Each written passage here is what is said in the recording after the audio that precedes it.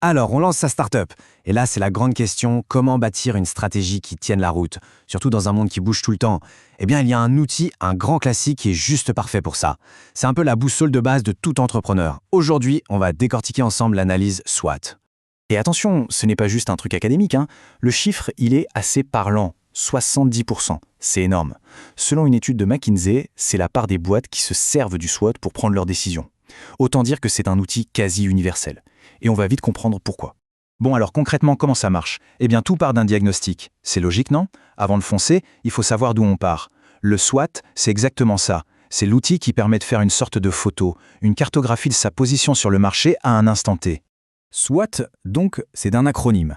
Un mot anglais qui veut dire Strength, Weaknesses, Opportunities et Threats. Alors, en français, ça donne force, faiblesse, opportunité et menace. On parle parfois de l'analyse MOFF, même si entre nous, tout le monde utilise SWOT. L'idée, c'est de mettre en face à face ce qui se passe à l'intérieur de l'entreprise et ce qui se passe à l'extérieur. La clé pour piger le truc, c'est de voir ça en deux parties. D'un côté, il y a tout ce qui est interne. C'est ce sur quoi on a la main, ce qu'on peut contrôler, nos fameuses forces et nos faiblesses. Et de l'autre côté, il y a tout ce qui est externe. Là, on ne contrôle plus, on doit s'adapter. Ce sont les opportunités à saisir et les menaces qui planent. Ok, la structure est posée. Super simple, non? Maintenant, on va plonger dans chacun de ces 4 cadrans pour voir très concrètement ce qu'on met dedans. On commence avec les forces. Là, on parle de nos super pouvoirs en quelque sorte. C'est tout ce qui nous donne un avantage sur les autres. Pour une startup, ça peut être quoi? Par exemple, un algo secret que personne d'autre n'a, une équipe de fondateurs qui se complète à la perfection, ou même une communauté de fans déjà super active. Bref, c'est ce qui nous fait partir avec une longueur d'avance. Ensuite, les faiblesses. C'est un peu notre talon d'Achille. Les points où on est un peu plus fragile. Pour une startup, les exemples sont classiques. On n'est pas encore connu, le budget marketing est serré, ou il manque une compétence technique bien précise dans l'équipe. L'important ici, c'est d'être super honnête avec soi-même. Pas de triche. Maintenant, on regarde dehors. Et là, il y a les opportunités. Ce sont toutes les vagues qu'on peut surfer. Une nouvelle tendance de marché qui décolle, une loi qui change et qui, hop, nous ouvre des portes. Ou une nouvelle technologie qui débarque et sur laquelle on peut capitaliser. C'est tout ce qu'il y a à saisir. Et pour finir, le dernier cadran, les menaces. Là, ce sont les nuages à l'horizon, les risques, les obstacles qui viennent de l'extérieur. Ça peut être une crise économique, un nouveau concurrent qui sort les crocs ou une technologie qui vient tout chambouler.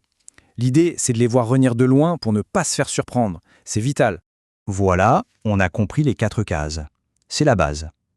Maintenant, la question c'est comment on fait son propre SWOT de manière efficace. On va voir une méthode simple en 5 étapes. Et petit bonus, on verra même comment l'IA peut donner un sacré coup de main pour aller plus vite. Alors, le processus est assez direct. Étape 1, on définit l'objectif. Pourquoi on fait ce SWOT? Pour relancer un produit, pour chercher des fonds, faut que ce soit clair. Étape 2, on monte une petite équipe avec des gens qui ont des visions différentes. C'est super important. Étape 3, le cœur du réacteur, la recherche d'infos. On peut demander à ChatGPT de sortir une première base. Mais attention, il faut toujours la valider avec de vraies données de marché. Par exemple en utilisant un outil comme Perplexity. C'est seulement après tout ça qu'on remplit la matrice. Et enfin, étape 5, on analyse et on priorise. Pour que le SWOT soit vraiment puissant, il y a quelques astuces. D'abord, toujours garder l'objectif en tête pour pas partir dans tous les sens. Ensuite, on se base sur des faits, des chiffres, pas juste des « je pense que ». Et surtout, un SWOT, ça ne se met pas dans un tiroir pour être oublié. C'est un document qui doit vivre. Le marché bouge, donc le SWOT doit bouger avec lui. On le met à jour régulièrement. Ok, on arrive au moment crucial. Parce que faire une belle analyse, c'est bien. Mais si ça reste sur le papier, ça ne sert à rien. Le but du jeu, c'est de passer de l'analyse à l'action. Alors comment on transforme ce diagnostic en un vrai plan d'attaque?